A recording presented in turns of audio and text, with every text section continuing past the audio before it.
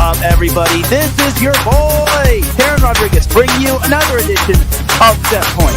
And as always, we have ourselves a jam-packed show as we have a lot to get to in the world of volleyball, such as Nebraska and Wisconsin going to be clashing against one another. Speaking of those Huskers, they and Ohio State made some history on Saturday. Also, how about Pitt sweeping Stanford in an ACC showdown? Still feels weird saying that, but the Panthers continue to claw their way through the competition following their loss to SMU. And the CIF Southern Section playoffs are about to get underway as the Division I bracket, or pools, have been released. Can those modern-day Monarchs repeat as champions? Also, the AVP League is heating up as this week will take us to Anaheim at the Honda Center. And also, the Newport Beach Invitational was quite fun as well, as we had repeat champions, the new champions, and players that are back on top as well. So hand me a volleyball. Snap to net. Remember to look at volleyball action here on Set Point.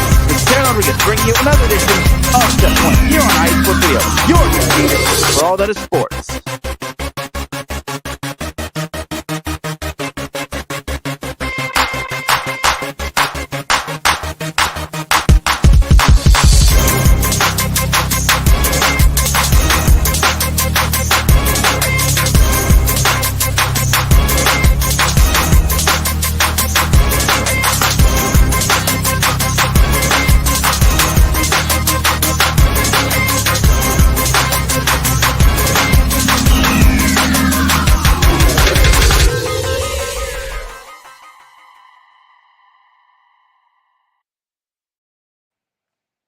And welcome one, welcome all to another edition of Set Point.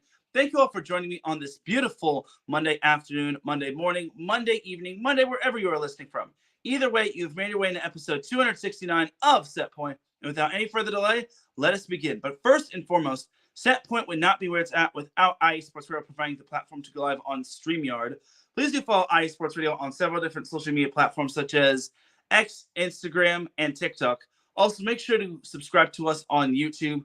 We greatly appreciate it. We're trying to reach 1,000 subscribers by the time the end of November hits. And with your help, we can definitely make that happen. So please, please, please do subscribe to us on YouTube, iSports Radio.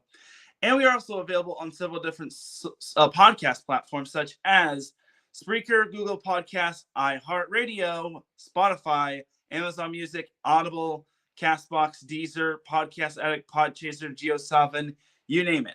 And we also have a website, iesportsradio.com, for all of your latest sports news, our blog, our page dedicated to each podcast, such as Set Point, our merchandise shop where you can cop hoodies for the winter, t-shirts, tank tops for the summer, and much more in terms of the iSports Radio swag. Also, make sure to check out the Hall of Fame, as I am part of the iSports Radio Hall of Fame, and much more. For the last 10 years, iSports Radio has been bringing you amazing content ranging from interviewing legendary athletes, coaches, and other authorized media personnel to building tailor-made shows dedicated to all major sports cities around the country. Thank you to everyone for all of your support and for making iSports Radio your direct feed for all of that sports. The way you can follow Set Point on social media is on X at @set_point.ie, on Instagram at @set_point.iesr, and you can follow me personally on X, formerly known as Twitter, at Teran Rodriguez1. Before we get on into that volleyball action, we have to pay a little tribute and homage to our sponsors, Planet Jerky, Premium Brisket Beef Jerky, and Seal the Deal Wax Seals. They are the ones that help keep the light on, and we need to talk to y'all about what iSports Radio is all about. So without any further delay, let's do this.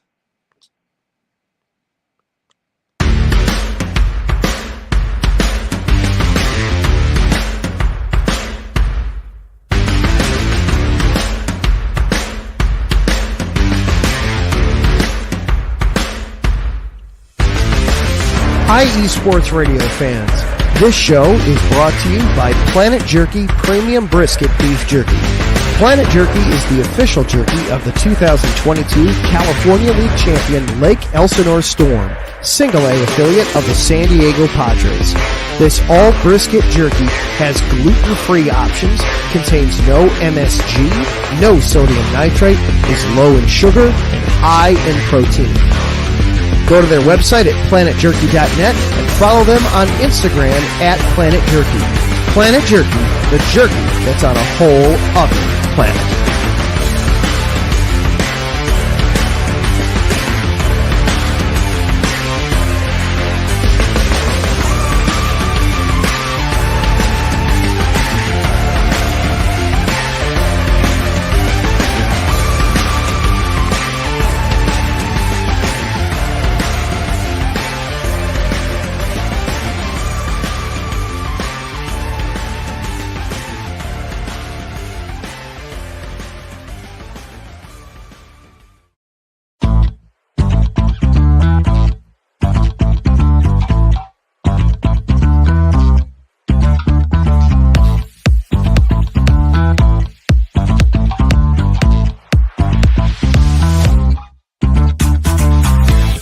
Hey there, IE Sports Radio fans. Be sure to check out our sponsor, Seal the Deal Wax Seals by Cecilia B. You just finished your very own wedding or baby shower invitations and you're looking for that extra special touch? Maybe you just wrote a letter to a relative or a friend and you want to add to their smile when they receive it. Then seal the deal with Cecilia's handmade sealing wax stamps for your invitations, letters, and gifts. You bring the deal, we'll bring the seal. You can find them on Instagram at sealthedeal_wax stamps and on Facebook, Seal the Deal Wax Seals.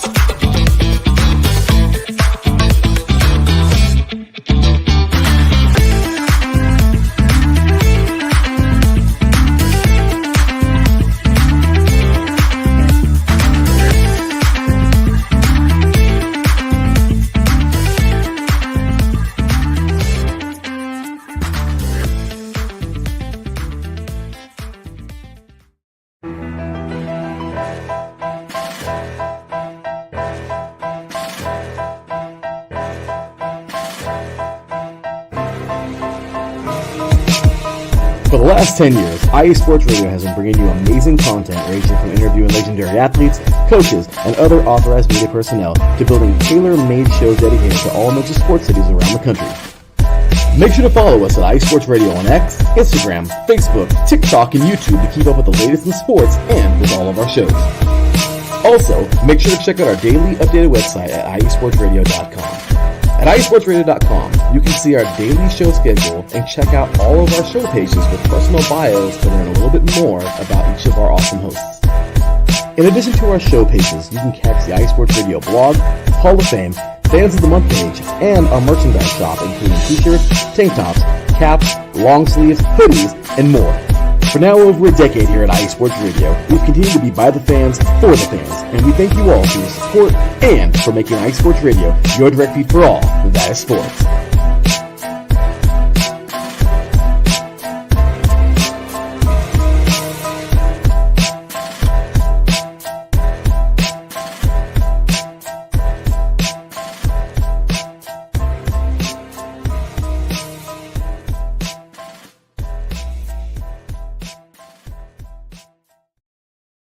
That's right, everybody. Definitely check us out on all sorts of social media platforms, and definitely check out our website, iesportsradio.com, where you can find basically a bio about me as well as Set Point. You know I gotta represent. But without any further delay, let's get on to the volleyball action. So week 8 was kind of a weird week. It wasn't really the most glamorous week out there. What didn't have like the biggest, most flashiest like results, but we got the Division 1 committee's top 16, which was released after the first set of Pitt versus Stanford. So I thought that was cool right there. I'm not really a big rankings guy in my opinion. I mean, the only rankings that matter to me are the postseason, and I mean sometimes the AVCA rankings will also matter, but to me, in terms of like the postseason, until I see the actual postseason rankings or the bracket, that's kind of what truly matters to me. So that's kind of my little prelude right there going into this week. And don't get me wrong, I'm totally a fan of the whole thing, the whole process of a top 16 getting released by the Division 1 committee. But I just feel that I don't want people to overreact, and I don't want to be the one that overreacts as well. So, and also, why doesn't NCAA men's volleyball do this? I know their bracket is insanely shorter than NCAA women's volleyball, but we need to have something of that Excalibur. Like, that's going to be my goal for this week, or for this NCAA men's volleyball season, to get NCAA men's volleyball pumping, and even maybe reach out to the big wigs in terms of like getting NCAA men's volleyball promoted and whatnot. So, but that's my thing. So let's begin the NCAA women's volleyball week 8 recap. So Monday and Tuesday didn't really have anything too juicy and enticing. Wednesday, we had a very good matchup between Stanford and SMU, number 5 Stanford and number 12 SMU, where the Cardinals swept SMU, but all 3 sets were close. If I recall correctly, one of the sets, set 3, was decided like 35-33, and the other 2 sets were decided by 3 or less points. So to me, Stanford really passed the test of winning on the road. I was quite impressed with how they were able to win in a very hostile SMU environment, because remember, SMU has beaten Nebraska and also beat Pitt, which that was a 5-set barn burner. But Stanford, I thought, really passed the test well, and I think that Stanford will continue to do great things. They're definitely a top 5 team. Now, for SMU, this loss doesn't mean too much. The fact that they were pretty much in all those sets was quite phenomenal. But unfortunately for them, I feel they left a little bit of meat on the bone. But they're still having a fantastic season. Like, nobody can take away what they've done this season. Also, rounding off Wednesday's matches, we had number 13 Arizona State sweeping Houston, number 15 Kentucky beating Tennessee in 4. I thought that was kind of a little bit of a sneaky good matchup, just because the rivalry between the Lady Vols and the Wildcats, but Kentucky was able to come out on top. Number 17 Georgia Tech outlasted Clemson in 5. That was kind of a little bit of a shocker, but Georgia Tech is still dealing with those injuries. You had number 18 TCU sweeping Texas Tech, number 24 BYU ousting Iowa in 4, and then we had probably one of the bigger upsets of the night. I mean, it's not a big upset, but it's still notable as an upset. We had Alabama taking down number 25 Auburn in 5. It was Alabama's first ranked win in, I think, 7 years, and the ending of this was it couldn't have been drawn up even better. Ashley Rapetti, who her little sister I actually interviewed, she was celebrating her birthday that day, and then she dealt the walk-off service ace in that 5th set to give Alabama the win. So you can't draw that up any better, and you cannot script that any better. So great job to Alabama right there on getting that 5-set win. And that was pretty much it regarding Wednesday's notable matches. Now, for Thursday, we had Kansas outlasting Kansas State in 5. Number 8 Kansas outlasting Kansas State in 5. Now, I talked about how this one was kind of a sneaky good matchup, just because Kansas versus Kansas State, I knew was going to be a barn burner just because rivalry match. I didn't think Kansas State would push Kansas to 5. So Kansas, I'm kind of got my eye on you. You got to watch out for that Big 12. If you want to be Big 12 contenders, you got to make sure you take care of business. And they did. It's just that they nearly fell to Kansas State. I really felt that was kind of a trap game match right there. So even though they didn't really have anyone daunting on their schedule this past week, but I digress. Speaking of 5-setters, number 10 Purdue outlasted UCLA in 5 in the team's first ever meeting. Now, I'll give a lot of credit to UCLA. I had a feeling UCLA was going to be knocking on the door when it came to this matchup. And they almost pulled off the win, but fortunately for Purdue, they had this one really talented player named Eva Hudson, as well as Chloe Chicoine. So I think for me, Purdue, they did what good teams do, but something's not screaming out to me saying that Purdue is a true title contender. Maybe next season when they have a full squad of like experienced players, but I don't know. It's like they had their chance against Nebraska, nearly beat them at Bob Devaney Center in Lincoln, Nebraska, but then they almost lay a goose egg against an unranked UCLA team. So just goes to show that the newcomers of the Big Ten really know how to play. We have Then we had number 22 Baylor sweeping Cincinnati. And also, I guess I'll make note of the sneaky good matchup, which wasn't really sneaky good. You had Cal Poly sweeping UC Santa Barbara at Mott Gymnasium. Now, this was kind of expected. I know Cal Poly is really talented in the Big West. I just didn't think they would demolish them that much. So good on Cal Poly, but let's just say their good fortune kind of ran out there. And then we have what we had on Friday. Number 1 Pitt sweeping Cal. That's not surprising. Number 2 Nebraska sweeping Michigan State at Michigan State. Number 3 Penn State outlasted Ohio State in 5, which I thought was big. But before I kind of break down that matchup and give my thoughts on it, I got to go abracadabra alakazam. And basically, you saw how the banner just turned pink. Well, it was recently stated, and if you saw on Instagram, and if you follow her on Instagram, Katie Schumacher-Colley was diagnosed with breast cancer. She does want privacy, so I'm not trying to be her PR agent, but do give Katie Schumacher-Colley her privacy, and just pray for her. This is Breast Cancer Awareness Month, and this is something I don't really tell a whole lot to everybody, but my mother actually had breast cancer. She was able to beat it, which awesome sauce. But yeah, breast cancer kind of affected my family's life with my mom being diagnosed back when I was a freshman in high school. So that's something you kind of got to know a little about me. And so I'm all for supporting Breast Cancer Awareness Month.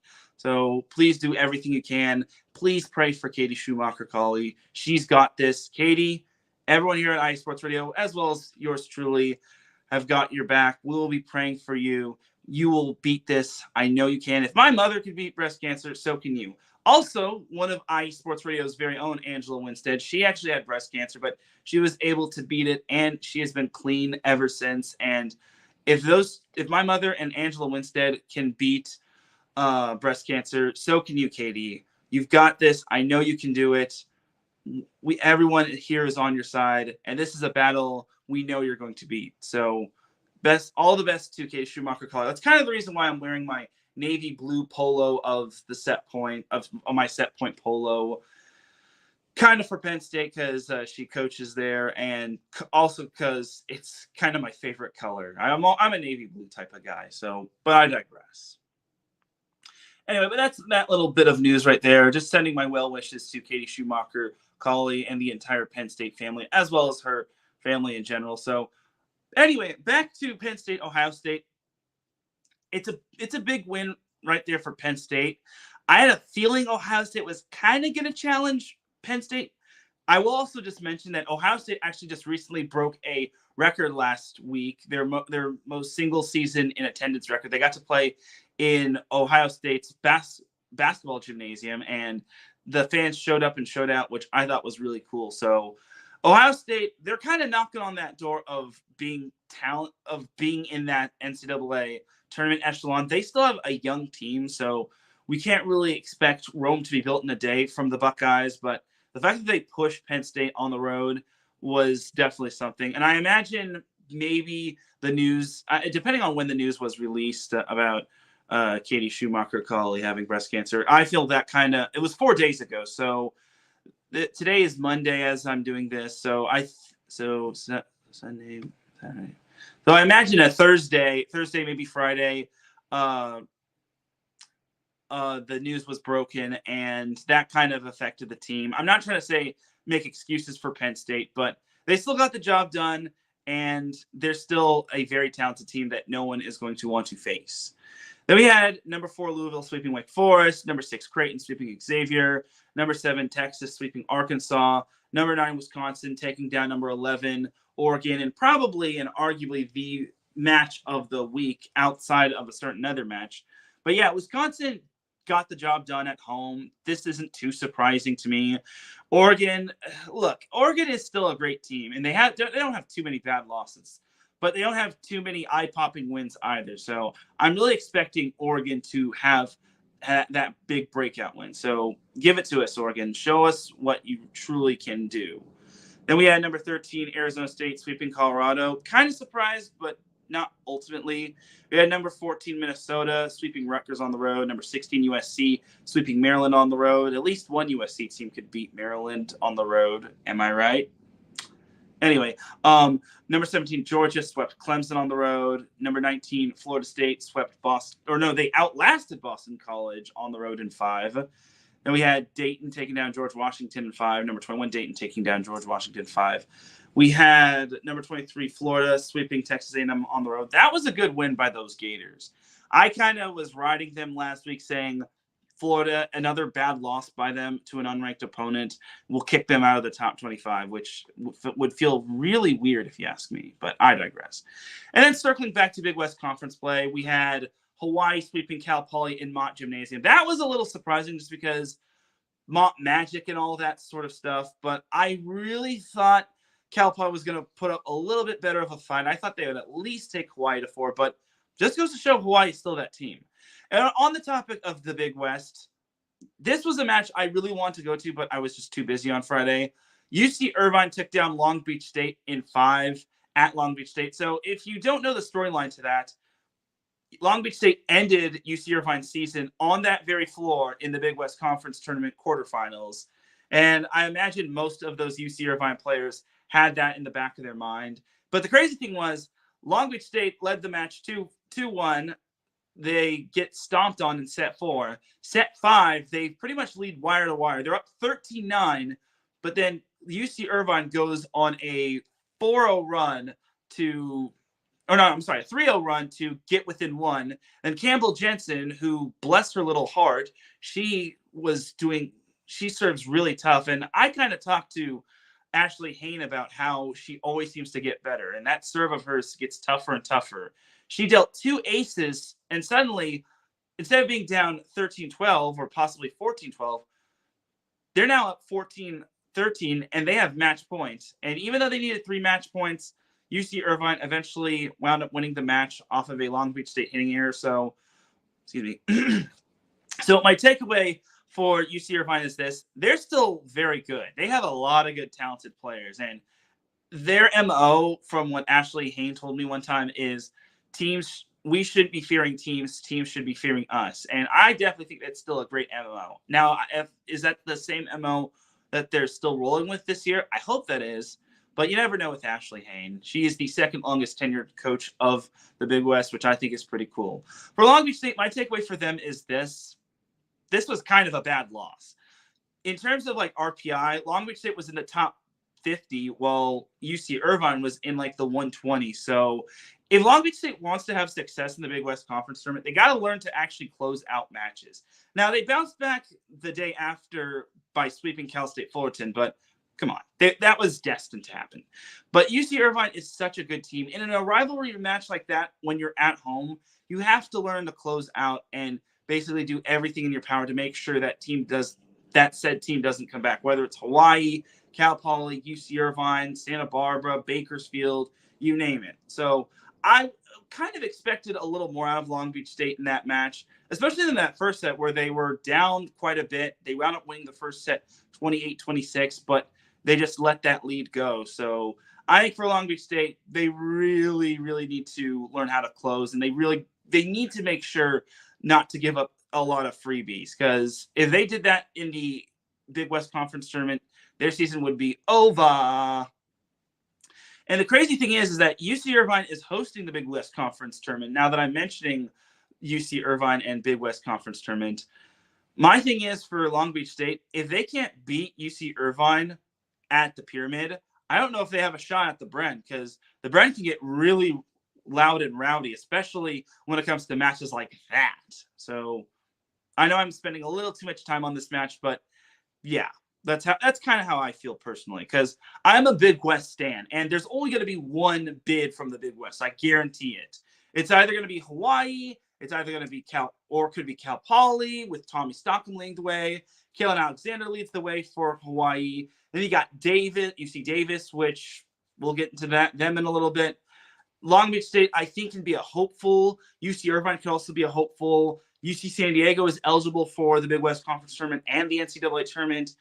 And then Bakersfield is scrappy as heck, but more on them a little later.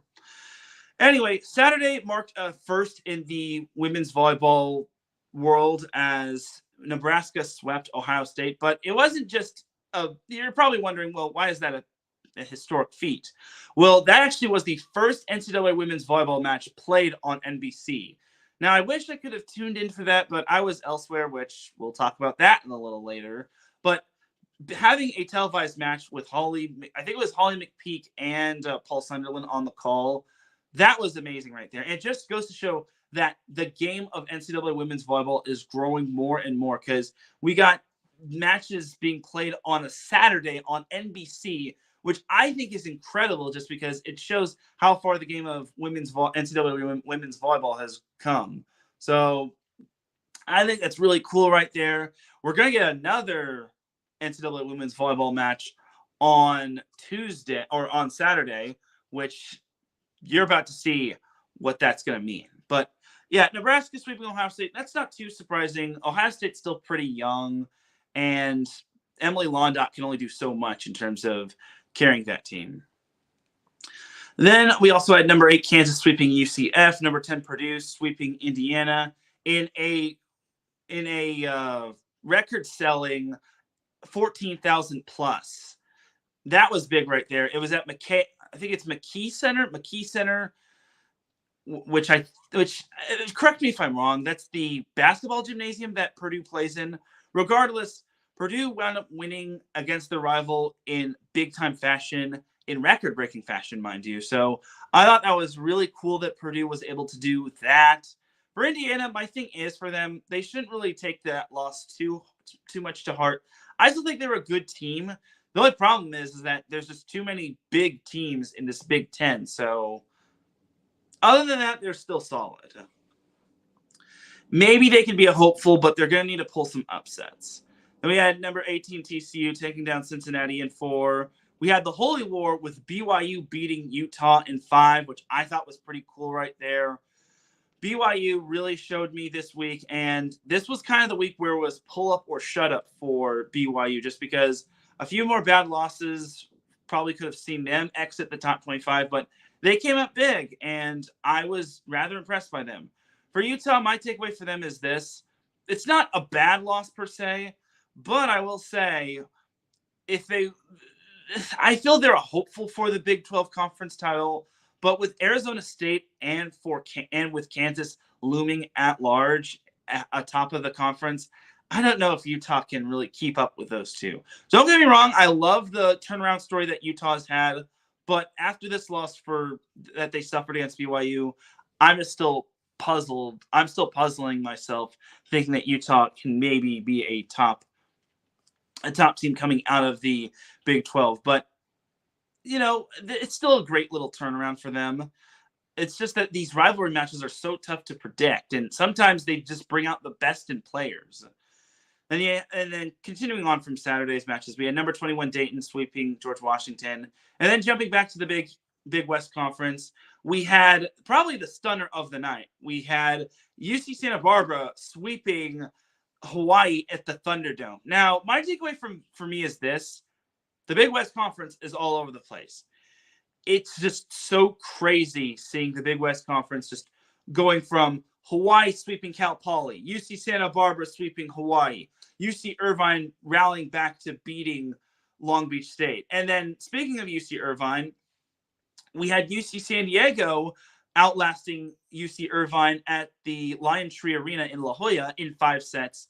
Now, UC San Diego, if you all don't know them, they have an underrated team, in my opinion, in terms of the Big West, as Vaughn McCluskey gives them a really good shot at being a very good team. In addition, you have Ava McInnes, who is such a fantastic outside hitter. And McCluskey had to miss some matches just because of injury and whatnot. But she's back, and she's going to lead UC San Diego to greater heights with Ava McInnes. And that was kind of my biggest concern. If McCluskey comes back sometime down the road in Big West Conference play, then the Tritons can be a force. But if for some weird reason they don't get her, then it's going to be tough sledding for them. But with Molly McCluskey back, I think that UC San Diego can contend for at least a top 6 spot in the Big West Conference tournament. And then jumping to Sunday, we had the matchup of the week. We had number 1 Pitt hosting number 5 Stanford on ESPN. So this was a very nice match. But Pitt really brought the thunder against Stanford as they swept the Cardinal. Now, my takeaway for Pitt is this. They're really like that if they're sweeping a team like Stanford. Stanford is really good. They have Aaliyah Rubin, Cami Minor, Sammy Francis, Elena Ogilvy, but I will just say Pitt is just like that. And this year, this is probably looking like Pitt's best chance of winning the national championship. They've come oh so close, making the Final Four, the past 3 years, and also making the Elite Eight the past 4 years, but they just seem to fall short to someone that's bigger than them, like Louisville or Nebraska. But this Pitt team is looking really scary. This week is going to be a true test for them. So time will tell if they can rise to the occasion. And then we had number 3 Penn State sweeping number 14 Minnesota. That was an impressive win just because Minnesota has kind of pulled the rug out of these higher ranked teams. We had number 4 Louisville sweeping NC State at Louisville. Not too surprising there. We had number 6 Creighton sweeping DePaul, who almost took down Marquette in 5, but fell short. You had number 7 Texas taking down Georgia in 4. That's kind of an okay matchup. That was kind of a good win for Texas. Texas seems to be the class of the SEC. Sorry if I'm knocking my camera around. I'm trying to position it a little better. I'm trying to make sure the holder isn't like bumping into my desk. But yeah, Texas, it's not surprising that they would get a good shot from Georgia. Georgia's so underrated. The problem is that just like with Indiana in the Big Ten, there's just a lot of better teams in the SEC. Then number 9, Wisconsin went on the road to Ann Arbor to take down Michigan in 4 sets. They lost the first set, but then wound up winning the next 3 sets. So nice win right there for Wisconsin. It was kind of easy, kind of tough for them to have that hangover from that big win over Oregon on Friday. But this match also served kind of as a trap game because they've got a big matchup this week, which we'll get to that a little later. Then we had number 11 Oregon taking down number 11 Oregon taking down Iowa in 4 at Iowa. That's not surprising. It's a little surprising, but it just goes to show that it's any given week, and this is why you play the game. Obviously, Oregon on paper would beat Iowa 9 times out of 10 with like Mimi Collier, Mackenzie Morris, Oni Ofobu, Michelle Obete. The list goes on and on. So, yeah, good effort from Iowa, but honestly, this was expected. Then we had SMU taking down Cal in 4. Cal is a solid team, but unfortunately, SMU is just a little bit cut above the rest. Then we had number 15 Kentucky sweeping Alabama at Alabama. Number 16 USC swept Rutgers at Rutgers. Number 19 Florida State swept Syracuse at Syracuse. Number 23 Florida swept LSU at LSU.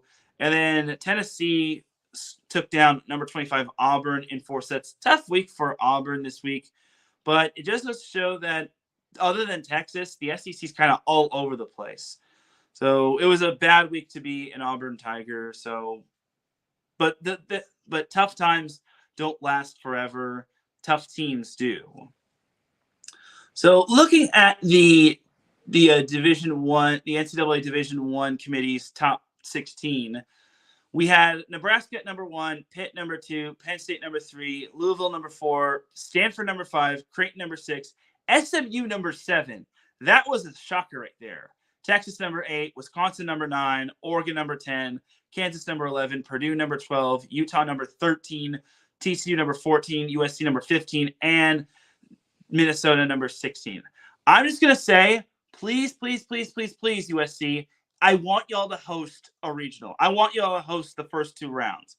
If you host the first 2 rounds, I'm there. I will be there no matter what. Please, please, Brad Keller, please be a top 15 or top 16 seed. I beg of you, dude. Like, that's going to be the closest thing to me attending an NCAA women's volleyball match.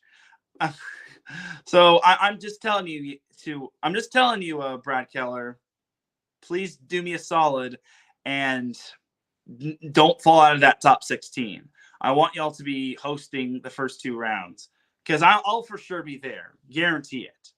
Anyway, but that's that for the committee. Now there are some puzzling ones up there. I mean, SMU number 7 above Texas.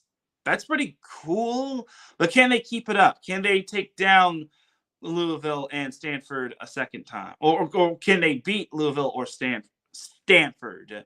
They have the win over Pitt, but there are some other contenders in that ACC. And then you got Utah, which I don't know if we could put them in the top 16, but I still love their turnaround story. And if they could knock off Kansas and or Arizona State, you already know they're going to be in the top. They're already a top 16 team. Now, I kind of wonder where the heck is Arizona State in all of this.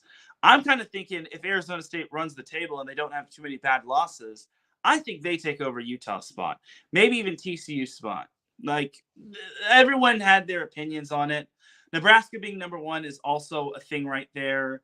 I mean, you can go make the debate with Nebraska or Pitt, but I want to know from you all, the fans, who do you think should be number 1 between Nebraska and Pitt? I mean, Pitt has the win over SMU at Pitt, but then they lost to, Pitt has the win over SMU, but then they lost to SMU a few days later.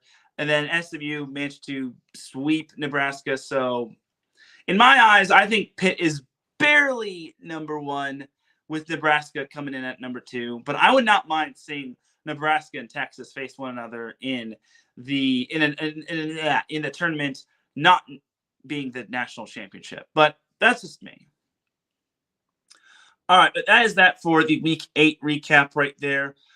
Let's actually take a commercial break. When we come back, we're going to preview Week 9 of the NCAA women's volleyball season, as well as go over the AVP and how that went. And maybe I'll be able to attend this week. And then we'll also talk about the Newport Beach 4-man Invitational. There were some notable stars there. So keep it locked here. You're listening to Set Point here on IE Sports Radio, your direct feed for all that sports. We'll be right back after this.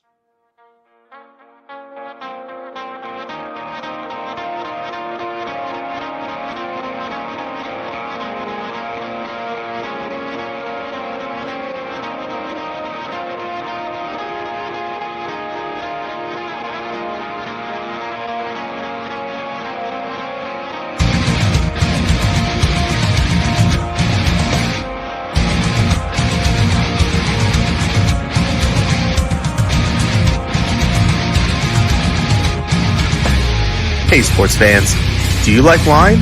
Well, we've got the show for you. This is Let's Wine About Sports, a show where we talk about wine and sports simultaneously. From the classic Cabernet Sauvignon all the way down to the grapes that you've never even heard of before. Oh yeah, we cover it all. And we'll talk about a little bit of sports as well. Football, hockey, collegiate, women's sports, it doesn't matter. We're going to talk about it all, and we're going to whine about it all. So join me Monday at 8 p.m. on IU Sports Radio, your direct feed for all that is sports.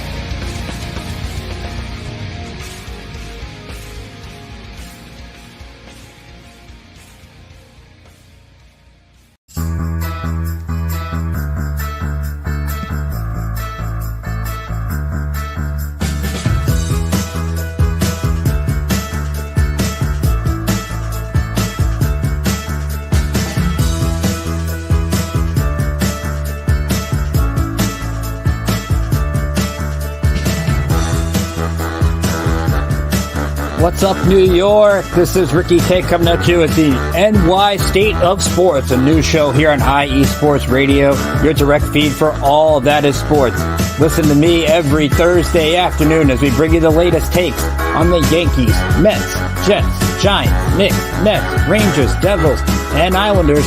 Plus, you get some college hoops and what's the local sports events going on in the area. It's a state that never sleeps, so why not get the opinions and sports takes that never sleep? Again, every Thursday, 2 p.m. to the NY State of Sports. We'll see you then.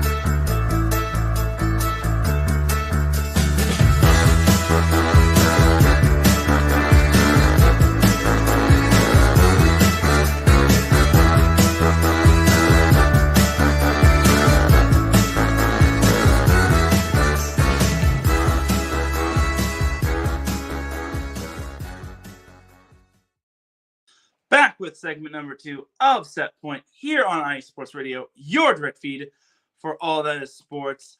Definitely check out all of our amazing shows, such as Ricky K's show, New York State of Sports, which aired earlier. The New York Liberty obviously had themselves a big win as they wound up winning the WNBA championship. First one in team history. So great job to those Liberty. Gotta give them their props and their flowers. Also check out Let's Learn About DMV Sports with Mike Pat. It looks like it's going to be on Saturdays. Normally it's on Fridays, but it looks like this time around it's going to be on Saturdays because I always see Mike Pat going live on Saturdays. So there you go. But with all that said and done, let us get back into the volleyball action. So before we head on out of the NCAA women's volleyball world, we have to go over the matchups to watch for this week, being week 9. So jumping on into tonight, we don't have, obviously tonight, there's not too many big matches. I mean, there's a kind of a good matchup. Grand Canyon at Arizona State. There's that one sneaky good matchup. Grand Canyon at Arizona State, which I think is a very good matchup right there. Maybe not like eye-popping to the entire world, but Grand Canyon is a pretty good team coming out of the WAC. So I know Arizona fans are probably going to be salivating over that. So if you're an Arizona State fan or a volleyball fan from Arizona in general, check out the Grand Canyon Arizona State match. Tuesday, there's not really anything of noting, in my opinion. Wednesday, you've got number 5 Stanford at Cal, Texas A&M at number 7 Texas. Maybe those two could be a sneaky good matchup just because it's rivalry and whatnot. But I'm not ultimately sold on it. Iowa at number 9 Kansas. That's another kind of notable matchup. That's another ranked matchup.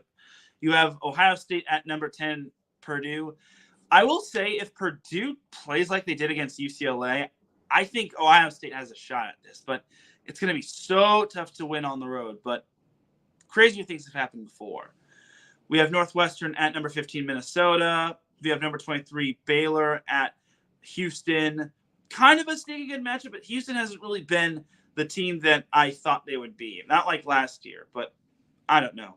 Maybe we'll get a good matchup. Then Thursday, we have number 3 Penn State at UCLA. That could kind of be a sneaky good matchup, especially with UCLA nearly beating the likes of Purdue. And this time, Penn State has to go across the country over to UCLA, to Westwood. So maybe those gutty little Bruins can pull off a win. Number 8 Wisconsin also heads down to Bloomington to take on Indiana. That right there is a trap game right there. Indiana isn't the greatest team in the Big Ten, no offense to them, but Indiana is consistent at the very least. So keep an eye on that matchup. You have number 13 Arizona State at Arizona. Nice little cactus matchup right there for the Sun Devils and the Wildcats. Michigan State is at USC on Thursday for an 8 p.m. Pacific start time. Ugh, rest in peace, East Coasters. You have number 22 Utah playing at Kansas State. I mean, Kansas State hasn't really met my expectations, unfortunately. No offense to my boy Steve Astor, assistant coach for Kansas State. But maybe they could challenge their way kind of like they did against Kansas. But time will tell. And then that's pretty much it for those notable matchups. Friday, we have a bigger matchup, and it doesn't come from the Big Ten. It comes from the ACC. It's number 4 Louisville at number 1 Pitt. All right, Pitt. Let's see you continue your hot streak. And this is a rematch from the Final Four from 2 seasons ago where the Panthers were not able to beat Louisville as Louisville beat them in 5.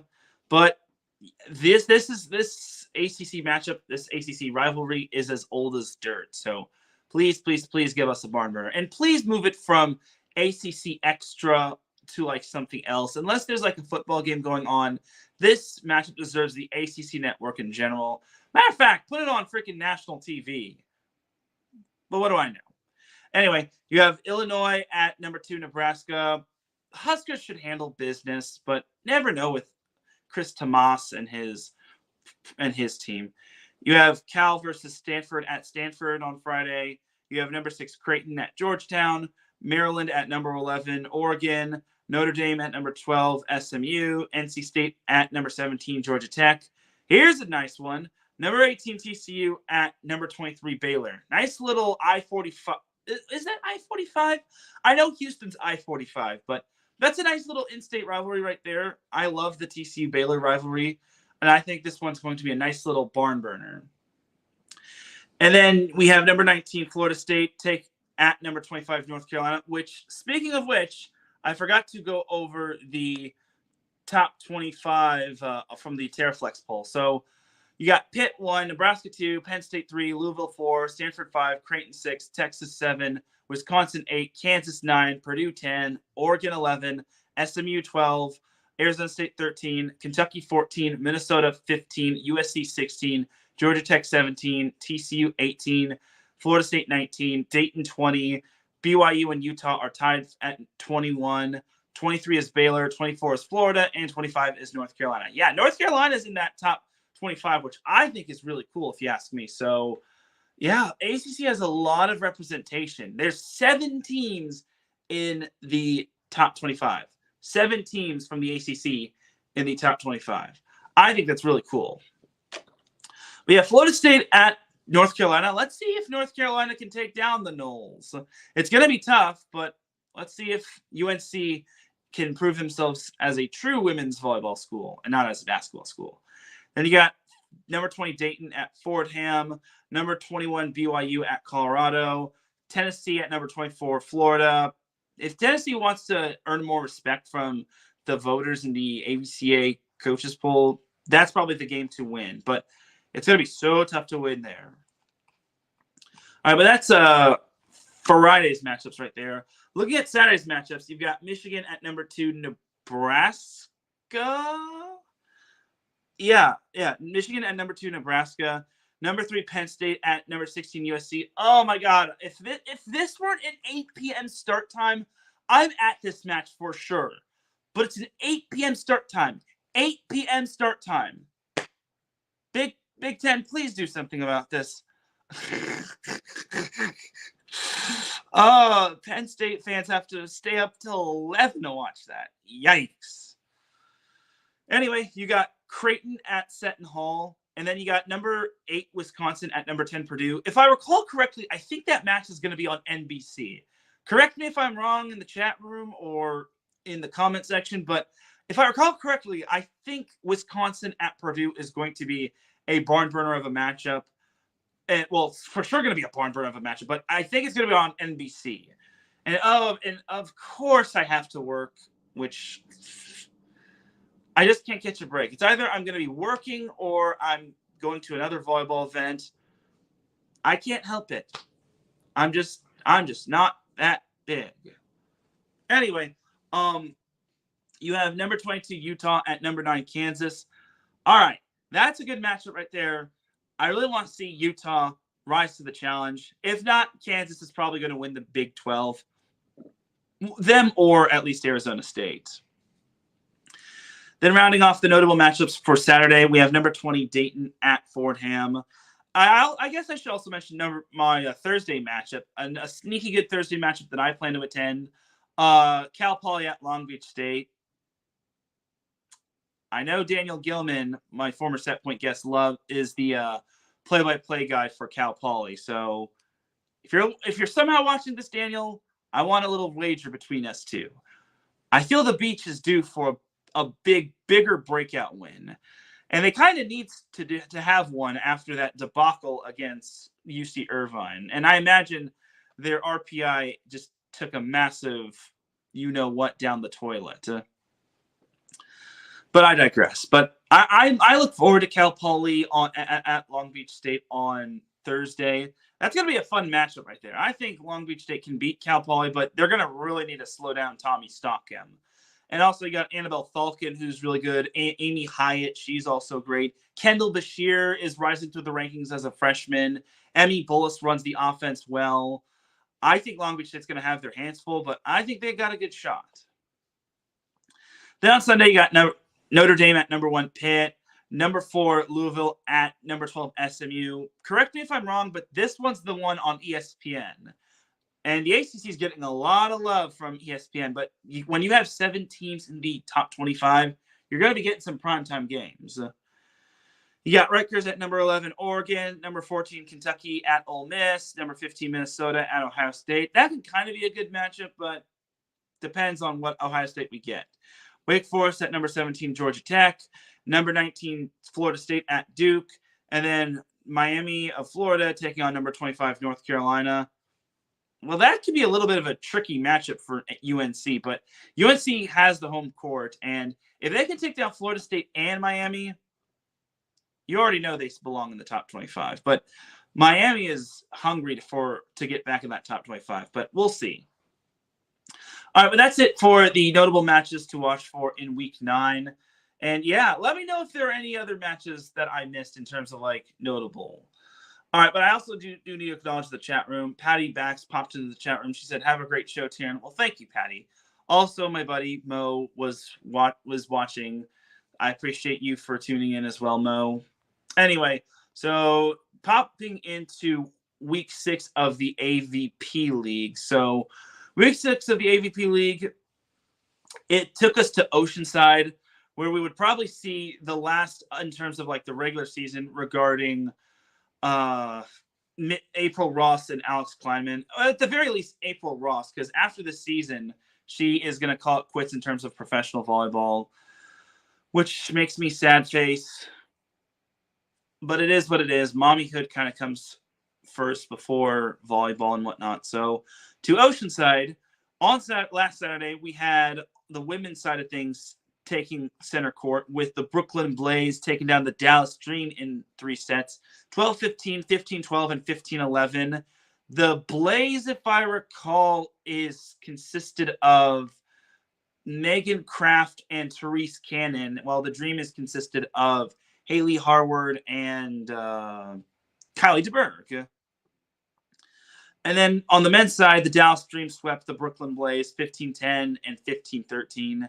And then later that night, we had the Miami Mayhem on the men's side taking down the LA Launch in a thrilling 3 sets, 13-15, 15-12, and 15-11. And then following that matchup on the women's side, we had the LA Launch sweeping the Miami Mayhem 15-13 and 15-8.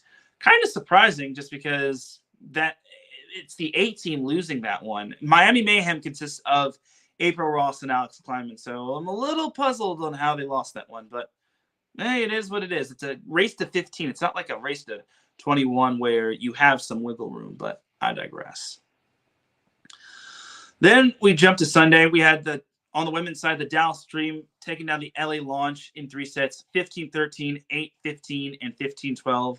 Nice little win there for the Dallas Dream on the women's side, bouncing back after losing to the Blaze. And then on the men's side, we had the Dallas Dream sweeping the LA Launch 15-13 and 16-14. Very nice win right there for the Dream right there. They had a great weekend going 3-1.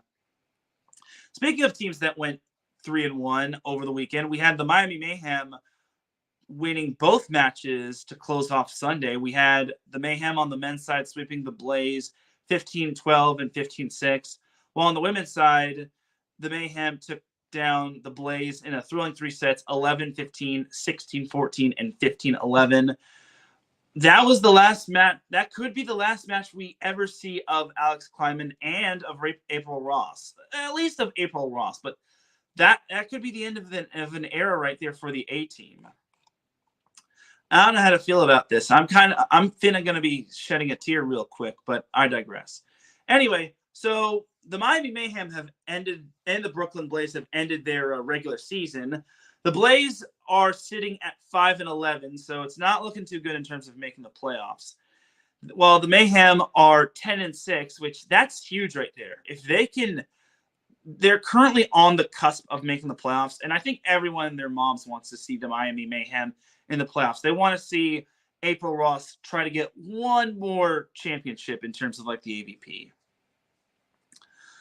But we have also the San Diego Smash and Austin Aces that haven't played, that have only played 8 matches. And then you also have the other teams that I haven't mentioned, like the New York Nitro, Dallas Dream, LA Launch, and Palm Beach Passion, having only played 12 matches, which for this week, the AVP will jump to, as soon as I press that. This week, the AVP League jumps to Anaheim, which will be taking place at the Honda Center.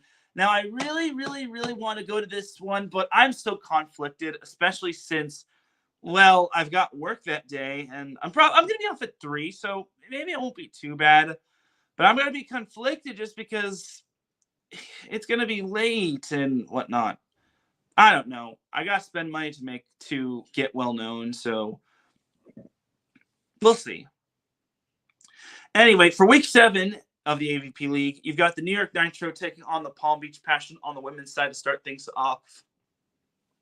And then you got the New York Nitro and the Palm Beach Passion on the men's side with that matchup. That's going to be my boy Avery Drost. For my former set point guest, Avery Drost, I will go there. I'll do my darndest to try to get a media credential and to make it there. And then closing off Saturday in terms of week 7 of the AVP League, you have the Austin Aces playing the San Diego Smash. And then after that, you got the Austin Aces. Oh, on the men's side, you got the Austin Aces playing the San Diego Smash. But then on the women's side, they close off the first day of week 7 of the AVP League on the women's side. And then starting on Sunday, we have on the women's side, the Palm Beach Passion taking on the San Diego Smash. And then the Palm Beach Passion on the men's side follows that. Then the New York Nitro and the Austin Aces face one another on the men's side. And then on the women's side, you have the Nitro and the Aces to close off week 7. So looking at the race, you've got the Nitro, Aces, Smash, and Passion facing one another. So the Nitro is pretty much cruising right now. They're all alone in first place. The Aces, they're hopeful in terms of like making the playoffs.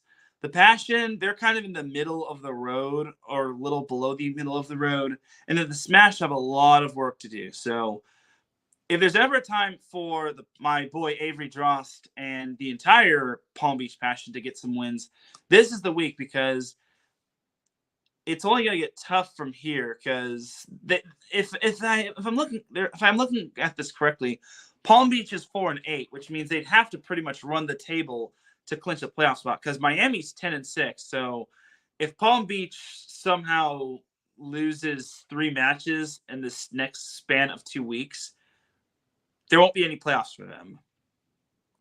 Or they can hope that the Aces just somehow lose out.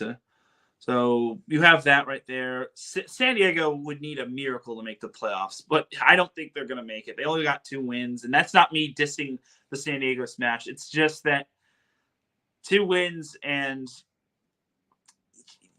they would have to run the table to make the postseason. But we'll see. Crazier things have happened before in the AVP League. So there's that right there. And that's going to basically do it for the AVP League. So closing off the beach volleyball discussion, we have the Newport Beach Invitational, where Provenio Capital won on the women's side, while Citrus Ford repeated on the men's side. So in case you're wondering, this is basically like, I don't know if this is like a charity event, but this is the 2nd annual Newport Beach Invitational, where we have lots of talented beach volleyball players playing 4-man, like Taylor Sander, Taylor Crabb. We got to see Brendan Sander come out of retirement, but now he's going to go back into retirement.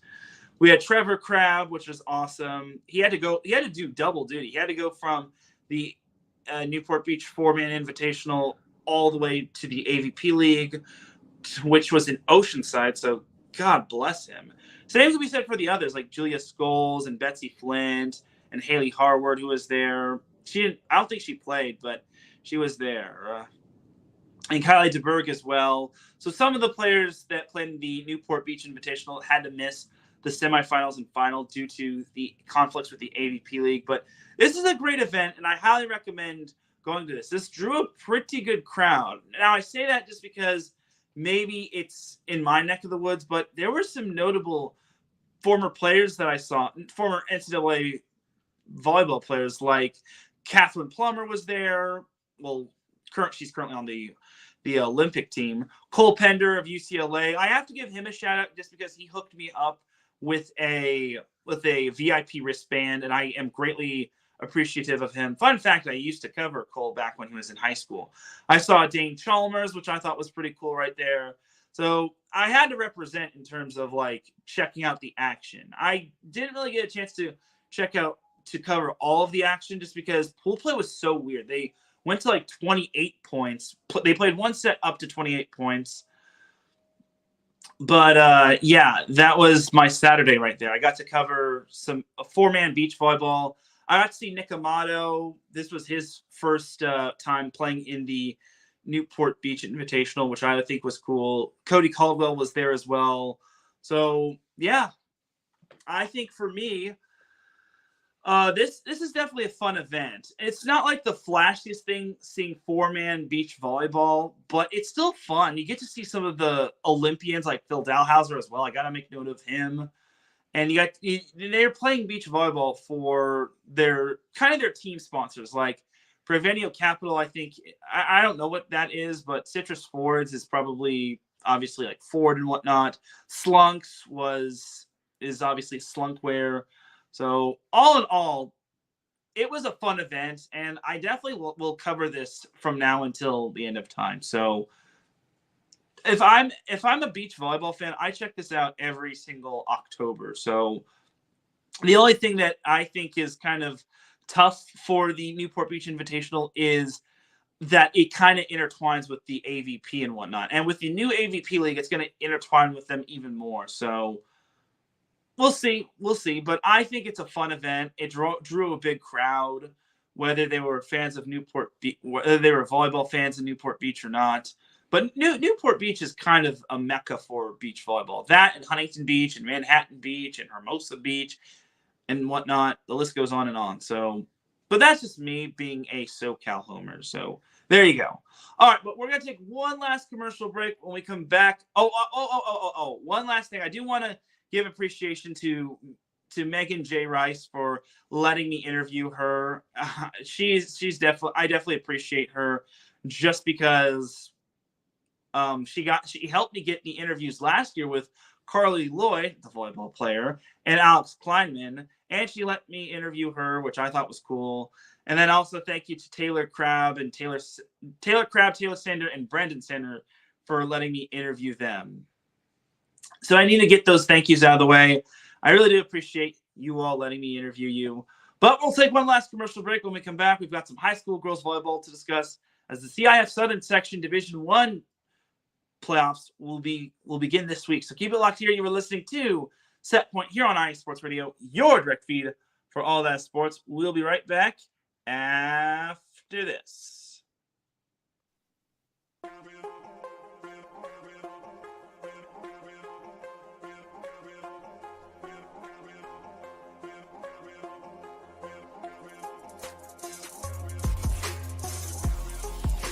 Hello, ladies and sinners. Hello, sports fans around the world. Hello, IE Sports family. This is Cale Henderson, the host of IE Vegas, the Sin City Sports Show, presented by IE Sports Radio. If you folks are interested in sports in the Vegas area, if you're wanting to have a blast for 1 hour, every Tuesday night from 7 p.m. Pacific Standard Time to 8 p.m. Pacific Standard Time, this is a show built for the Vegas sports fans, where we feature the Las Vegas Raiders, the Las Vegas Golden Knights, the Las Vegas Aces, and the University of Las Vegas, Nevada Rebels. Hopefully, fingers crossed, MLB team coming soon. Either way, if you folks are looking to have a blast for 1 hour each and every week, tune in Tuesday, 7 p.m. Pacific Standard Time to 8 p.m. Pacific Standard Time. If you folks are interested in Vegas sports news, go to our Twitter at SinCities_IESR, and you can speak with me, the host, Cale Henderson, at Cale_Henderson on Twitter. At any time, be happy to reply. Always want to reach out to our fans. Again, the Sin City Sports Show, presented by IE Sports Radio, your direct feed for all that is sports.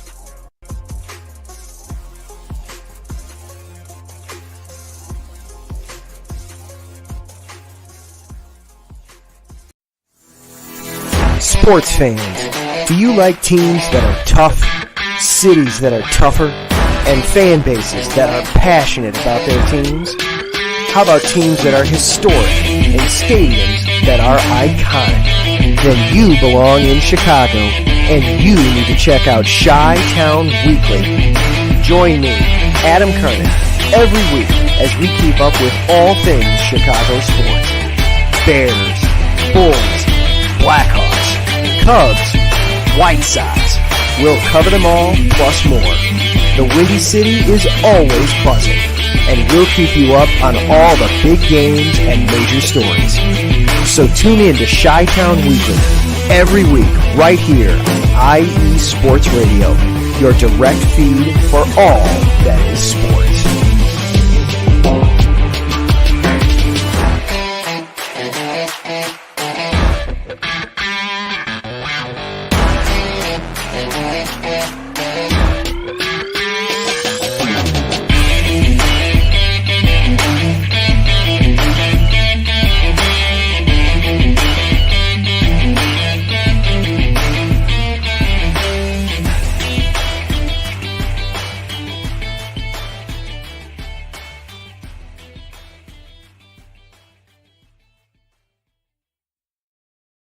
And we are back with the final segment of Set Point on IE Sports Radio, your direct feed for all that sports.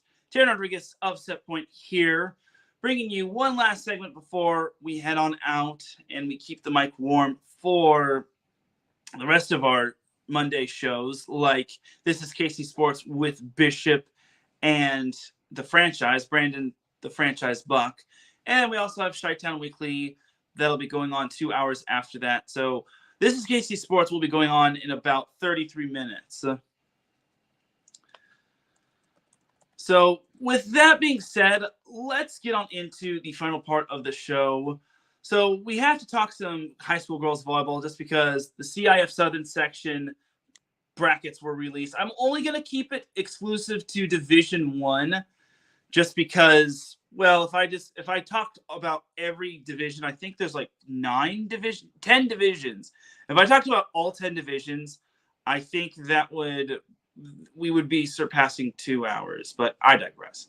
So for Division I, your teams are as follows. There are only 8 teams that can make it, and here are your teams. The top seed is Sierra Canyon. Number 2 seed is Mater Dei. 3 seed is Huntington Beach. 4 seed is Mira Costa. 5 is Marymount, 6 is Redondo Union, 7 is Los Alamitos, and 8 is Temecula Valley. So I'm going to break down some of these teams one by one, starting with Temecula Valley. Okay, look, Temecula Valley is a great team.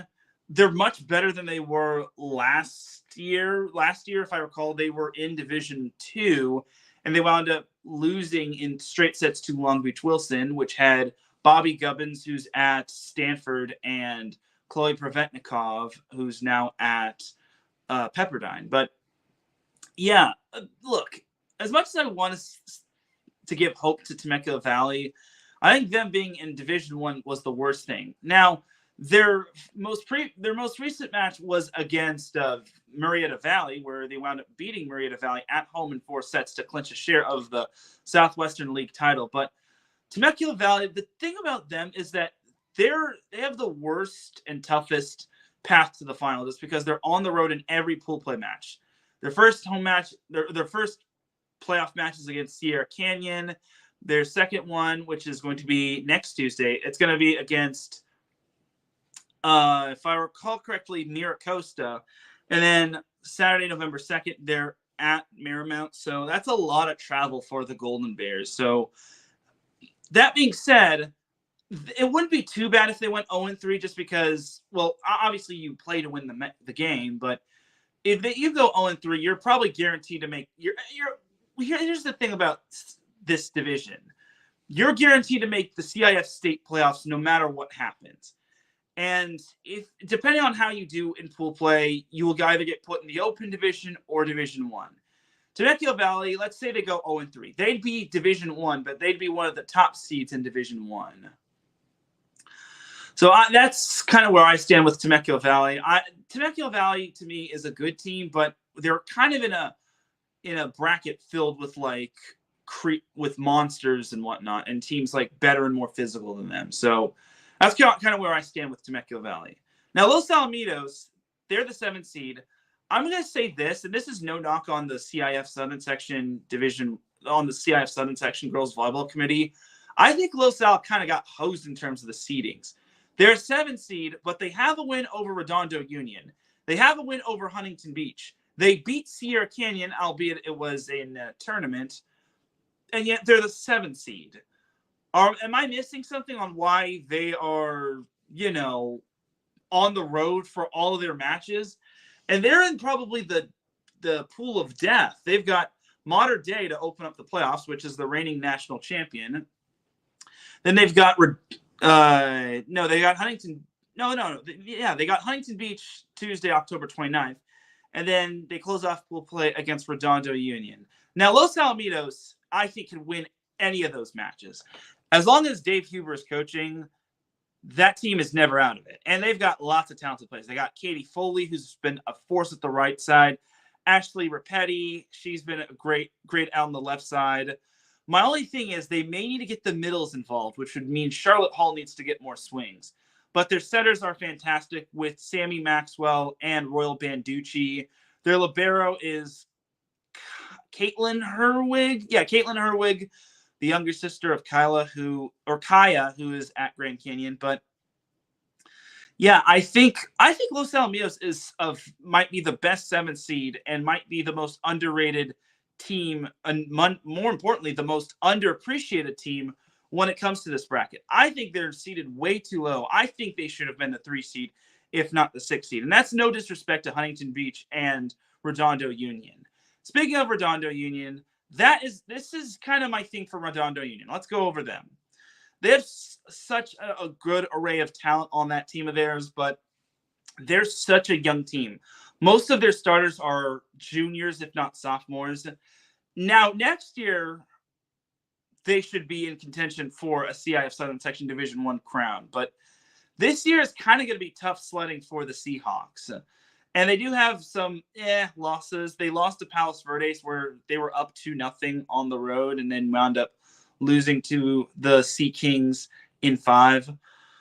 So Redondo Union, I know they've had some good tournaments. They finished second in the Ann Kang tournament in Hawaii, where they beat Miracosta. And then they also have a win over Sierra Canyon. And they do have a loss to Marymount. They do have 2 tournament wins over Miracosta, but they lost to Miracosta in the best 3 out of 5 format in league. So for me, Redondo Union is kind of in that boat where they're good, but are they going to be good enough to beat Mater Dei or Huntington Beach or Los Alamitos? Because Los Alamitos, even though they were on the road, they took down Redondo Union in 5, and probably the weirdest match I've seen. But yeah, I think Redondo Union, they're just a year away from being able to contend. And maybe I'm putting bulletin board material on for Tommy Chaffins' team, but I just think that they're too young to be contending against some really good teams in this division. Plus, the pool that they're in does not do it any justice. So you have that right there. Then 5th, the 5 seed is Marymount. Marymount, it's tough for me to gauge how good Marymount is. One week they're looking really good, and they're almost winning the Durango Fall Classic against Mater Dei. Then they're finishing 9th in a tournament, in the Nike Arizona Tournament of Champions, which I wouldn't say they had a letdown, but they kind of fell apart in the crossover match in the round of 16. So, and they finished 2nd to Sierra Canyon in the Mission League. So my thing for Marymount is this. I think they very well could be a contender to make the final. But the thing that kind of hinders them is them being on the road. Now, thankfully, Marymount doesn't have to travel too far because Sierra Canyon is right around the corner from them. And then Miracosta, even though it's a little ways away from Los Angeles, that's still definitely winnable. If I recall correctly, I think Miracosta won the first and only meeting against the Sailors. But Marymount, I think, is definitely going to be a sneaky good team. They're probably a dark horse at best to make it to the final. But I think Marymount is going to be a team. They're probably going to be the most underappreciated in the Pool A. And speaking of Pool A, Miracosta is the 4th seed. Now, Miracosta, as we all know, everyone thought maybe most people thought that Miracosta would take a step back with Charlie Furbringer graduating. But did you forget who they have at the left side in terms of the pins? Audrey Flanagan. and she has a heavy arm. I feel Mira Costa will – I don't think they'll go as far as she takes them, but if Flanagan gets as much help as she gets, like they've got another good right side, in my opinion, which I saw them at Redondo Power Classic.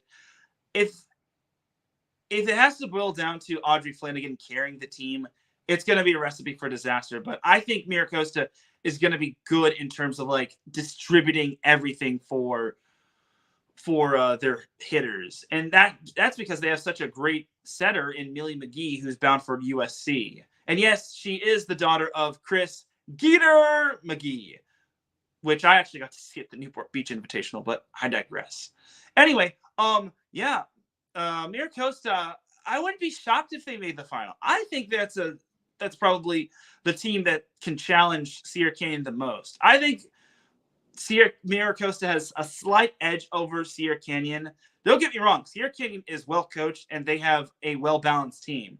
But I think Mira Costa is hungry because it's been so long since Mira Costa last won a CIF Southern Section Championship. Last time they wound up winning it all was 2008, which was my sophomore year of high school. Or no, I'm sorry. I'm sorry. It wasn't my sophomore year of high school. It was my freshman year, and that was 2007. So 2008, they lost to Santa Margarita. But 2007, they wound up going the perfect, I think, 40-0. And I don't think they had state back in the day. But, yeah, Mira Costa, I think they're hungry to get back to the final. And they can go as far as all their hitters can take them. But with Millie McGee at setter, they should have no problem. And then the three seed we have is Huntington Beach. Huntington Beach, well, look, I kind of felt that this team was going to take a step back. No offense to the Oilers. But I will say they look really good. They've only lost one best 3 out of 5 match, and that was to Los Alamitos a couple Thursdays ago. So for me, I think Huntington Beach is definitely going to be such a sneaky good team. I think the Oilers can really challenge their way. My thing is, can they beat Mater Dei? Because that seems to be the Achilles heel. I know they can most likely beat Redondo Union. I know they can beat Los Alamitos at Huntington Beach, even though Los Alamitos did beat Huntington Beach at Huntington Beach. But I'm going to be there regardless for that matchup.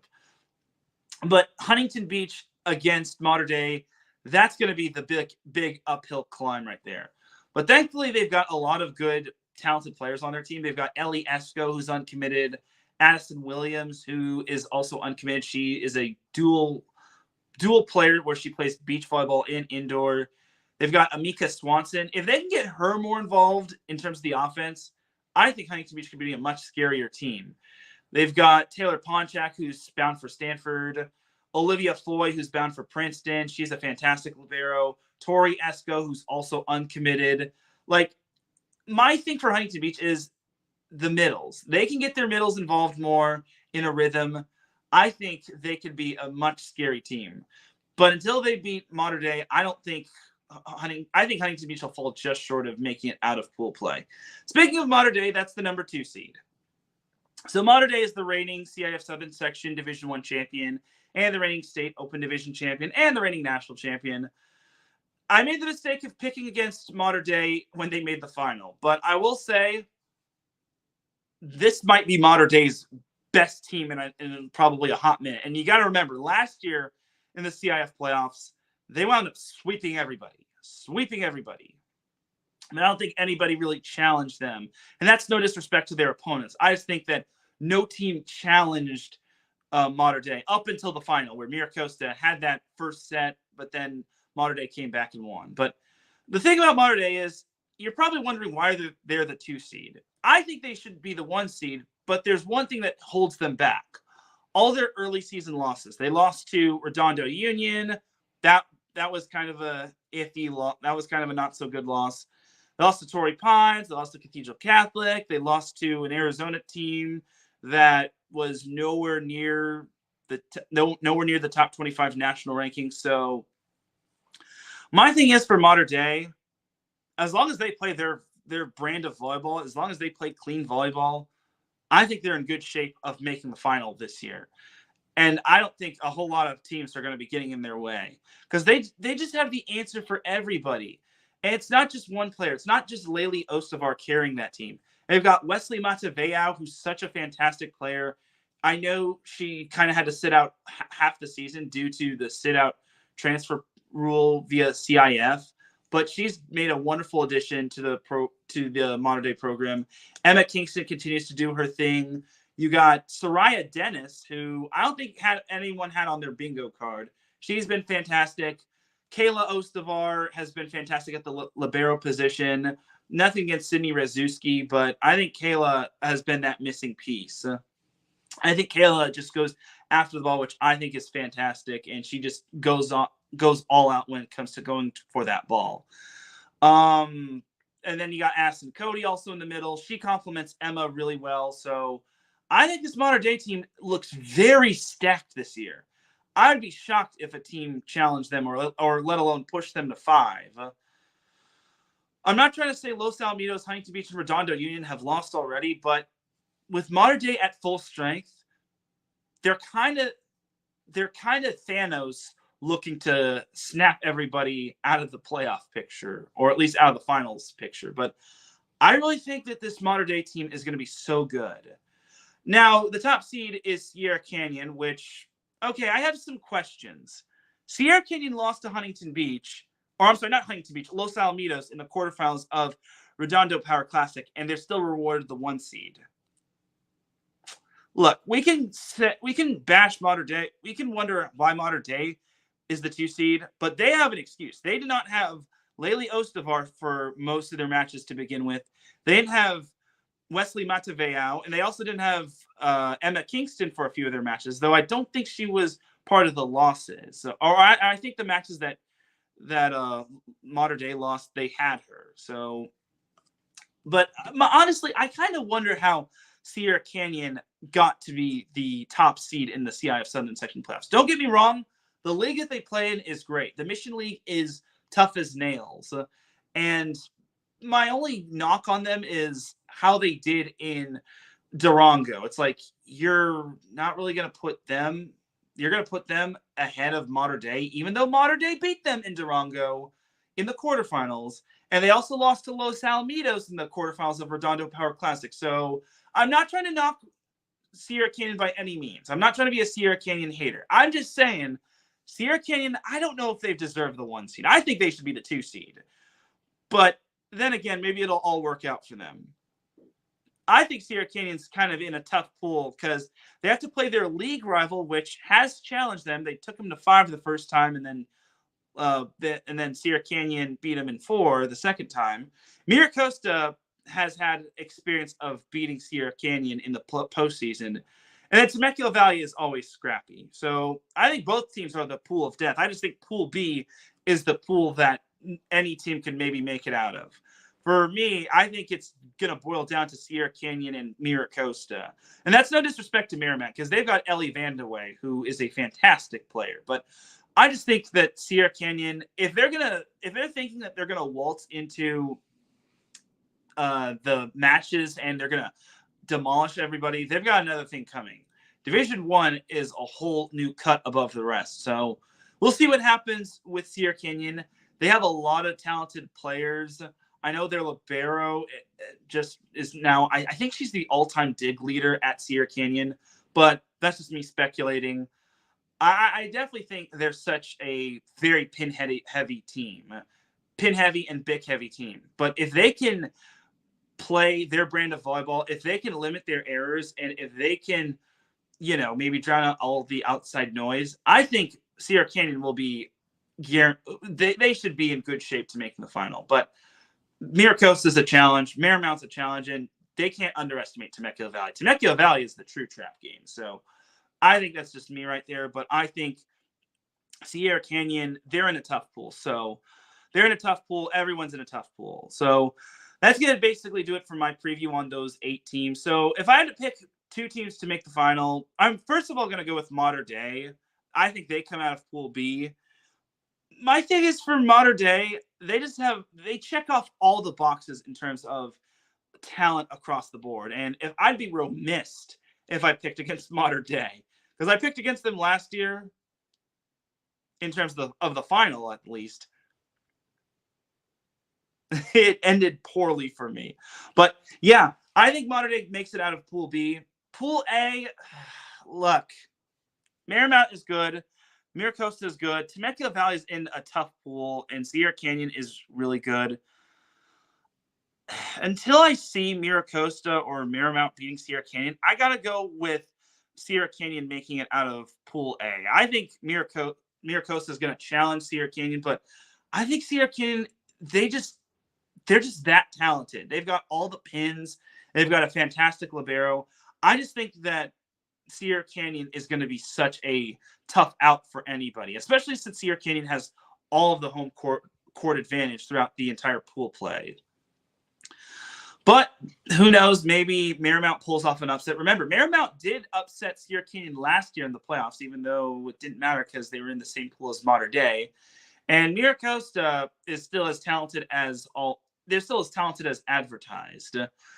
Maybe I don't know if they're as talented as they were last year, but I think they're knocking on the door of maybe being even more talented than last year. And that says a lot because Charlie Furbringer was the Gatorade Player of the Year last year. So we'll have to see what happens, but I'm looking forward to the CIF Southern Section Division 1 playoffs. I'm obviously going to check out the lower brackets as well because all the CIF Southern Section playoffs start on Wednesday, including Division 1. But next Tuesday is going to be where I'm going to be at mostly, and maybe Saturday. It all depends, though, but we'll see what happens. But that's going to do it for this week's episode of Set Point. I really do appreciate everybody tuning in. If you listen live, I appreciate you. If you listen on the playback, I appreciate you. If you listen at work, I appreciate you.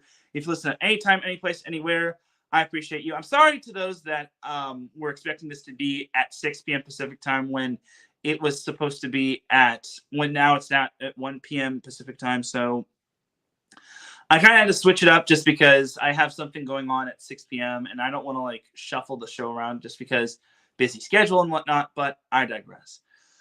So for everyone here at IE Sports Radio, this is Teran Rodriguez signing off. Have yourself a great rest of the week. Enjoy all the volleyball action. Everything indeed is coming up volleyball, whether it's high school, whether it's professional, whether it's NCAA.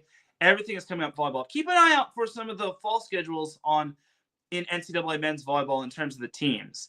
That's going to be something to note next week as well because most of the NCAA men's volleyball teams have released their fall schedule. But until then, have a great rest of the week, and I'll see you Friday for the SoCal Supreme Sports Show. Peace!